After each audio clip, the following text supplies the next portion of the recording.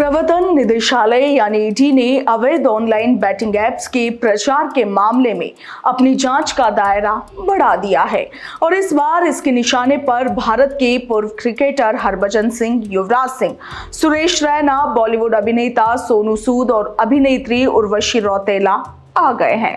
ये जांच 1xBet, fair play, Parimatch और लोटस 365 जैसे प्रतिबंधित बैटिंग प्लेटफॉर्म्स के साथ प्रचारात्मक संबंधों को लेकर चल रही है, जो कथित तौर पर अवैध रूप से संचालित है। ईडी सूत्रों के मुताबिक इन हस्तियों से पूछताछ की जा चुकी है क्योंकि उनके विज्ञापनों ने इन प्लेटफॉर्म्स को व्यापक दृश्यता प्रदान की और लाखों लोगों को ठगने में मदद की। यह मामला देश में ऑनलाइन सट्टेबाजी के बढ़ते प्रभाव और इसके आर्थिक नुकसान को उजागर करता है, जिसके कारण सरकार को 27,000 करोड़ रुपए का वार्षिक राजस्व नुकसान होने का अनुमान है। भारत में हाल के सालों में ऑनलाइन बैटिंग एप्स की लोकप्रियता तेजी से बढ़ी है, खासकर क्रिकेट जैसे खेलों के प्रति लोगों के जुनून के कारण। जांच में सामने आया है कि ये एप्स खुद को स्किल बेस्ड गेमिंग प्लेटफॉर्म के रूप में प्रचारित करते हैं, मगर वास्तव में ये लक बेस्ड सट्टेबाजी पर आधारित है, जो भारत में अवैध है। इन प्लेटफॉर्म्स ने मशहूर हस्तियों के साथ साझेदारी कर अपनी पहुंच बढ़ाई, जिससे युवा और खेल प्रेमी आसानी से आकर्षित हुए। 2025 की पहली तिमाही में इन अवैध प्लेटफॉर्म्स पर भारत से 1.6 अरब विजिट्स दर्ज किए गए, जो इस समस्या की गंभीरता को दर्शाता है। इन ऐप्स के जरिए काले धन को सफेद करने और मनी लॉन्ड्रिंग की गतिविधियों में शामिल होने के भी आरोप है। ईडी ने हाल ही में इस मामले में कई बड़ी कार्रवाई को अंजाम दिया है। अप्रैल 2025 में महादेव ऑनलाइन सट्टेबाजी ऐप केस में भी एजेंसी ने सख्त कदम उठाए थे, जिसमें कई लोगों को गिरफ्तार भी किया गया। इस बार जांच का फोकस उन हस्तियों पर है जिन्होंने इन ऐप्स का प्रचार किया है।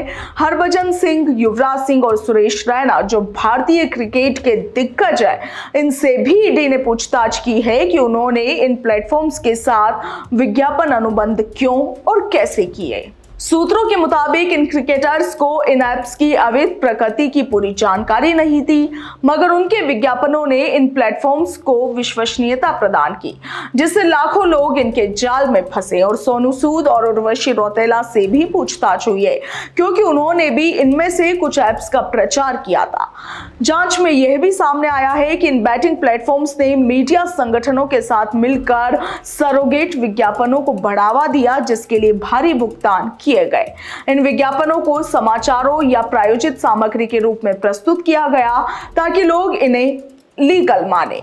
ईडी ने 760 से अधिक म्यूल बैंक खातों को फ्रीज किया है और दर्जन भर क्रेडिट और डेबिट कार्ड्स को जब्त किया है। इसके अलावा आईपीएल और T20 विश्व कप जैसे बड़े टूर्नामेंट्स में अवैध सट्टेबाजी के लिए उपयोग किए गए एक रैकेट के खिलाफ 2 लोगों को गिरफ्तार भी किया गया है।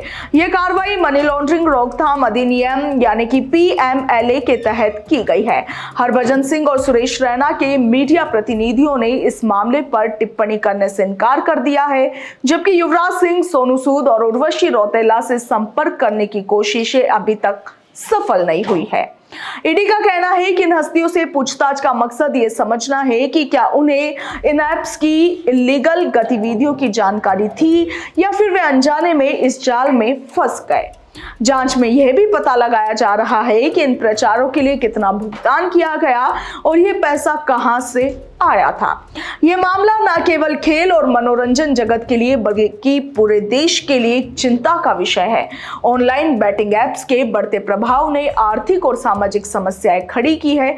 युवा वर्ग, जो इन एप्स का मुख्य लक्ष्य है, आसानी से इनके प्रचारों से प्रभावित हो रहा है। एक्सपर्ट्स का कहना है कि सरकार को ऑनलाइन सट्टेबाजी के खिलाफ सख्त कानून बनाने की जरूरत है। ईडी और सरकार अब इस मामले में और भी सख्ती बरतने की तैयारी में है। राज्यों में अवैध बैटिंग एप्स के खिलाफ जागरूकता अभियान चलाने के निर्देश दिए गए हैं। यह जांच भविष्य में ऐसी गतिविधियों पर अंकुश लगाने की दिशा में महत्वपूर्ण कदम हो सकती है, बशर्ते सामूहिक प्रयास और सख्त कानूनी ढांचा तैयार हो।